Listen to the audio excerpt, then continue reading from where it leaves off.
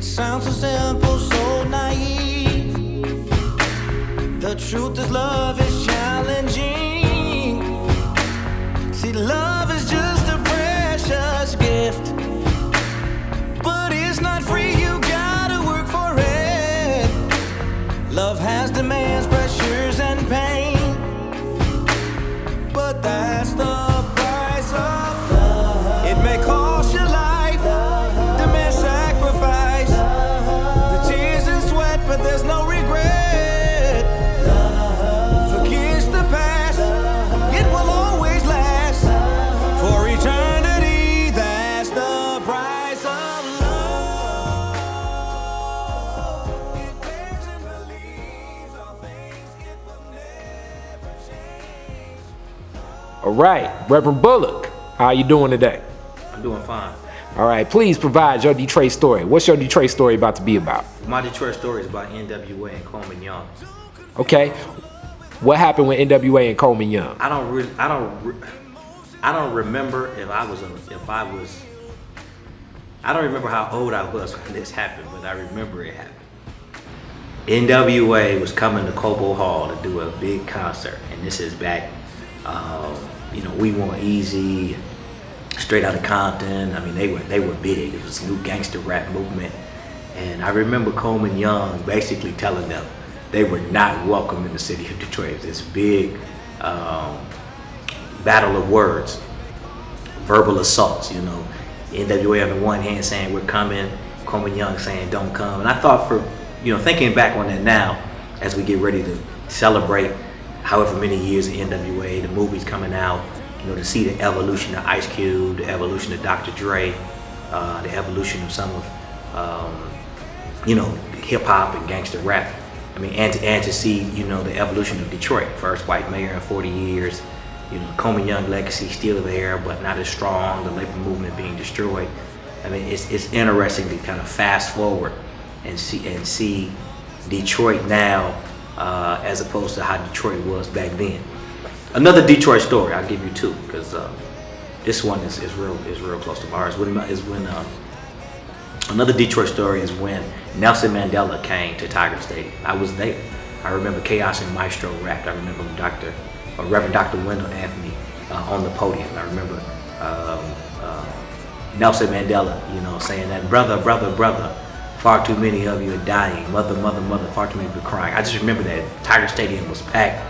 It was that celebration tour of Nelson Mandela across the United States of America. He came to Detroit. It was so powerful, so inspiring. And you just knew it was something special about the city of Detroit. Thank you. Now, leading up to that, you're definitely in the books, especially when it talks about Black history and historians. What did you know about Nelson Mandela before that? Oh, I just knew that, he's president of the ANC, and that he'd been in prison, was out of prison, was the first Black president, first African president of South Africa. At that time it was 84, so I was quite young. So I didn't know a whole lot. I've come to learn more about him now. I actually had a chance to meet him 4 years ago in South Africa, so that was great as well. When you met him, what was it for? I was with Reverend Jesse Jackson. We were on a tour in South Africa. We went to Johannesburg and to Durban and had a chance to go by the Nelson Mandela Foundation and met Nelson Mandela and his grandson and the United States Soccer World Cup championship team. Okay, how do you feel that legacy of what Nelson dealt with impacts what's happening right now in Detroit? So, I think it's very similar. I think economic apartheid still exists. I think the color lines still exist, and we must be vigilant and fight. Nelson Mandela in his youth, they were armed. They had guns. They were practicing self-defense tactics. So they didn't have the same kind of nonviolent resistance program of Dr. Martin Luther King, but they had the same agenda: freedom and equality and justice.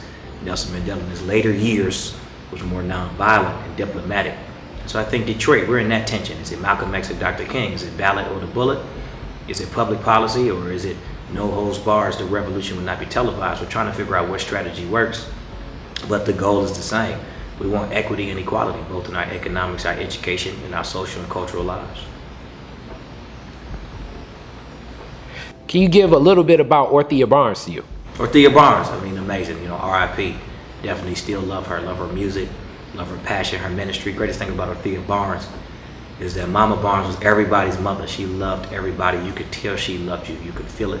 She was so talented, so gifted, even with the strokes and the health challenges, she kept pressing on. Story that I want to share about her is that, and I was very young, I was in my teenage years. I sat next to Ortheia Barnes at a banquet, and she wrote on a napkin to me a note that God had given her something to tell me, and it said, "You will be a great change agent for your community," something like that. I never will forget that. She wrote it on a napkin, passed it to me. I read it and I thanked her. And so she was a great supporter, great encourager. Definitely she will be missed, and hopefully the event will honor her. What's your music like? I mean, my music is like me. It's eclectic. You know, it's a little bit of everything. I mean, some gospel, some hip hop, some rap, singing, a little spoken word. I think people are gonna enjoy it. It's soulful. You know, sometimes it can be a little dark, you know, because we go through those places as well. But you know, it's real, raw, authentic music that speaks to the human experience. And what's your performance like? My performance is great. I mean, it's like me preaching on steroids. All right, thank you, sir. Thank you.